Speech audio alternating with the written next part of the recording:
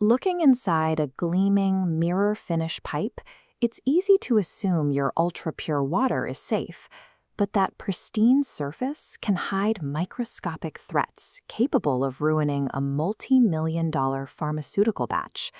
When we weld or machine 316L stainless steel during installation, we tear its natural defenses. That routine mechanical work leaves highly reactive free iron exposed on the surface.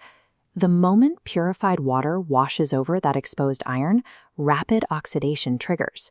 What you get is a chemical reaction that blooms into rouge.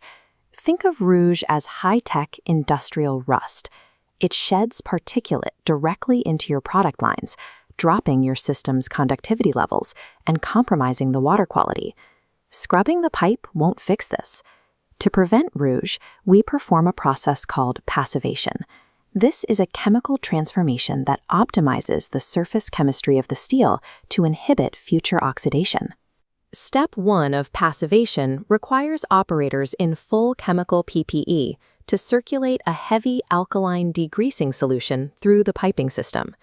This alkaline wash strips out residual manufacturing oils, greases, and standard shop dirt left behind during the initial installation. This physical cleaning is absolute. If a technician leaves a single microscopic fingerprint on the steel, the oils create a solid barrier. The acid bounces off, meaning the chemicals we use next cannot penetrate it. Atomic-level chemical transformation is impossible until you have established absolute physical purity first. Once the system is degreased, we move to step 2, circulating a controlled acid bath. This acid is designed to hunt down and eliminate the exposed free iron mentioned earlier. In this metallic surface matrix, the acid physically attacks the steel, actively dissolving the red iron atoms. With the iron gone, the underlying blue chromium atoms are forced to the top, locking together into an unbroken horizontal layer. Historically, facilities used nitric acid for this step. It converts the iron, but is harsh on equipment and difficult to handle safely. Today, most modern operations use citric acid. It pulls the chromium to the surface effectively and easily passes the EPA's strict wastewater regulations. This acid circulation alters the ratio of elements on the metal's surface, forging that locked chromium layer into an impenetrable chromium oxide shield. For the third and final stage, we flush the system with deionized water until our conductivity sensors return to a perfect zero baseline reading. A zero conductivity reading doesn't prove the chemical reaction actually worked, though. For engineering audits, we rely on auger electron spectroscopy, commonly known as ESCA. This chart illustrates the strict ESCA testing rhetoric. We analyze the treated steel surface, and we need the results to show a minimum 2-to-1 chromium to iron ratio, placing that chromium column squarely above the target line. Hitting and documenting this specific ratio is a legal requirement to pass an ASTM A967 or ASME BPE regulatory audit. If you cannot produce an ESCA report verifying that specific ratio, an FDA auditor will consider your passivation process useless, rendering your system non-compliant.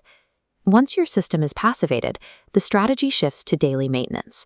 Operators need to log conductivity levels and inspect water clarity every shift to catch any faint signs of rouge formation early. Ignoring those early warning signs leads to reactive emergency repairs. That means shutting down production, costing facilities millions of dollars in lost batches and extended downtime. Take a look at this cost projection graph. That massive vertical spike is the price of negligence. Compare that to the scheduled passivation line, which requires only a fraction of the budget and eliminates emergency downtime. By preventing the recurring surface degradation caused by rouge, a proactive maintenance schedule can extend the viable lifespan of a multi-million-dollar piping system from 3 years to over 30. Committing to that schedule is your ultimate financial safeguard against facility-wide catastrophic failure. To protect these systems, we strip away physical barriers with an alkaline wash, convert the exposed iron using an acid bath, and verify the resulting atomic shield with ESCA analytics. If you are managing one of these systems, check your local EPA regulations today to see if you can safely upgrade your acid protocols to the modern Citric standard. And if you've ever survived a catastrophic rouge contamination event in your facility, drop down into the comments and share your horror stories.